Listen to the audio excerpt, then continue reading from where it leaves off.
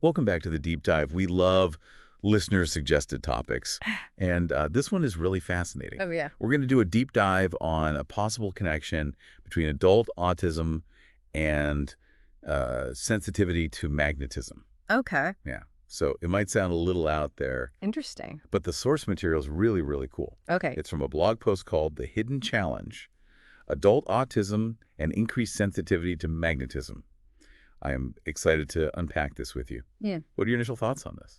Well, the idea that people could be experiencing the world, specifically magnetic fields around us, in a way that most of us don't, is just fascinating. Yeah. It makes you think about, how we all experience reality so differently. Right. Yeah, exactly. Huh? So let's start with some basics here. When we talk about magnetoreception, what does that actually mean in this context? So think about birds navigating using the Earth's magnetic field. Okay. It's magnetoreception in action. Oh. They have special cells that allow them to sense those fields and use them for direction. Now, in humans, it's more subtle. We don't have those obvious sensory organs. But research suggests there might be a mechanism within our brains that allows for some level of magnetoreception. Wow. So we might have this hidden sense almost. Yeah. How does it relate to autism, though? The blog post suggests a potential link to heightened sensitivity. Right. And that's where things get really interesting. The research is still early, Sure. but some studies suggest that individuals with autism could be experiencing these magnetic fields more intensely than neurotypical individuals. Oh, wow. And, this isn't about superpowers or anything. It's about potentially experiencing everyday environments in a fundamentally different way. That is fascinating. Yeah. I'm curious, how could this heightened sensitivity actually manifest for someone Okay. in their daily life? What would that even look like? Blog post had some intriguing examples. Well, imagine feeling uneasy or even physically uncomfortable Okay. near strong magnetic fields. For someone with heightened magnetoreception, things like power lines, MRIs, even some electronic devices could create a sense of unease or even physical discomfort. It's kind of wild to think about how many things we interact with on a daily basis that have these magnetic fields that we don't even really think about. Exactly. Yeah. And the blog post goes even deeper, Yeah. suggesting that even the low hum of certain appliances, Mm-hmm. which most people might not even notice, could be a source of constant irritation or even lead to headaches or fatigue for someone with this sensitivity. So it's not just the big obvious things, it's those subtle things too Yeah, that could be having an impact. precisely. And, when you think about it, people with autism often have heightened sensory processing across the board. Right. Adding this potential sensitivity to magnetism into the mix creates a whole other layer of complexity to their experience. Yeah. Absolutely. This really makes you think about what daily life could be like for someone who has this. Yeah. But you know what? The blog post also mentioned EMFs. Where do those fit into all of this? So that's important to talk about. EMFs, or electromagnetic fields, are all around us. Okay. They're emitted by things like phones, Wi-Fi routers, even the wiring in our homes. Wow.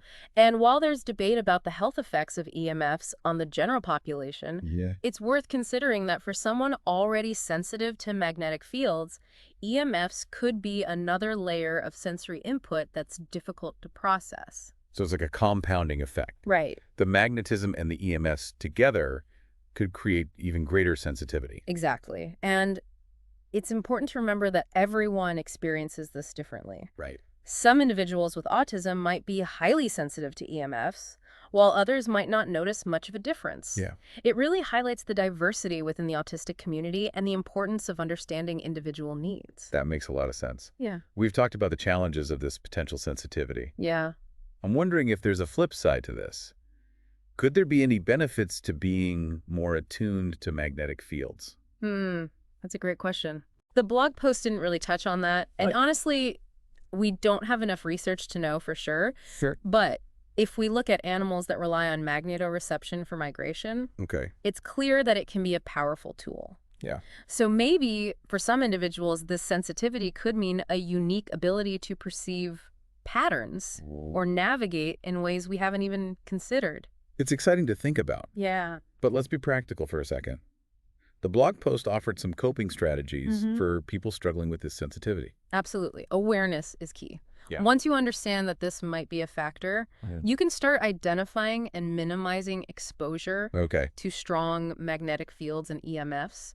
Maybe you take a different route to avoid power lines or choose to limit your use of certain electronics. That sounds reasonable. Yeah, What about everyday things like appliances, though? right. You can't avoid those. You can't avoid them entirely, but there are ways to manage noise-canceling headphones. Okay. Or earplugs can help block out that hum that some appliances make, creating a calm sleep environment. Right. With minimal electronics can also make a big difference. So managing your environment and finding ways to kind of minimize the impact Exactly. of those unavoidable sources. And the blog post also emphasized internal coping strategies, like mindfulness and relaxation techniques. Okay. Those can be really helpful for managing the anxiety and overwhelm that can come with sensitivity. So there are steps people can take to regain a sense of control, Yeah. even if they can't just switch it off. Absolutely. And this is where self-advocacy is so important. Yeah. Being able to talk about your needs with healthcare providers, friends, and family Right. can really help create a more understanding and supportive environment. That's a great point. It can be hard to advocate for yourself, though, Yeah. especially when you're dealing with something that many people might not understand. I agree. It's not always easy, but thankfully there are more and more resources becoming available. Okay. Online forums, support groups, Mhm. books, and articles. Dedicated to sensory processing and autism can provide a sense of community and valuable advice. It's good to know that people aren't alone Right. and that there are places they can turn to for support. Absolutely. Connecting with others who understand can be really validating. So as we wrap up this deep dive, Yeah. what are the key takeaways Mm. you want our listeners to remember? First, I think it's important to acknowledge that autism is a spectrum, Yeah. and there's a huge range of experiences. This potential connection to heightened magnetoreception underscores that diversity. Yeah. And reminds us to approach each individual with an open mind and a willingness to listen. And to not dismiss experiences that we don't personally understand. Exactly. What might seem small to one person Yeah. could be a major challenge for another. This deep dive has definitely given me a lot to think about. Me too. It feels like we've only just scratched the surface. I agree. There's so much more to explore and research, especially when it comes to the potential impacts of this heightened sensitivity. Makes you wonder what else we might be missing. It really does. What other subtle ways are we interacting with the world that we don't even know? That's what makes this research so exciting. It challenges our assumptions Right. about being human, and it opens up a whole new world of possibilities. Speaking of possibilities, Yeah. the blog post even hinted at a connection between this sensitivity and things like intuition or even psychic phenomena. Right? I mean, that's getting into some pretty interesting territory. It is. But I think we have to keep an open mind. Yeah. You know, scientific understanding is always evolving. What might seem far-fetched now could be widely accepted in the future with more What research. if they say the only constant is change? Exactly. Before we get too carried away with those bigger questions, I do want to go back to one last point the blog post made. It mentioned a link between heightened sensitivity to magnetism and the way autistic individuals process information. Right. So some researchers think there could be a neurological basis for this. For example, differences in the way the brain processes sensory input could explain why some autistic individuals experience magnetic fields more intensely. So it's not just the senses themselves, Right. but the way their brains interpret the information. Exactly. And if we can understand those neurological mechanisms better, it could help us find new ways to support individuals with autism Yeah. who might be struggling with sensory overload. I feel like we just opened a door to a whole new world, I know. and there's so many directions we could go from here. Lots to explore. But as much as I'd love to keep going, we are running out of time for today's episode. It has been an amazing conversation. Any final thoughts for our listeners? Just remember to stay curious, keep questioning, and keep exploring. This is only one piece of the puzzle when it comes to understanding the human experience, That's a good point. especially the diverse experiences of the autistic community. Well said. And for those of you who want to learn more, we'll have links to some resources in the show notes, so you can continue your own deep dive into this topic. Oh, that's great. Thank you so much for joining us on this deep dive. It's been so much fun exploring these ideas with you. It's been a pleasure. And to our listeners, thank you for being here with us.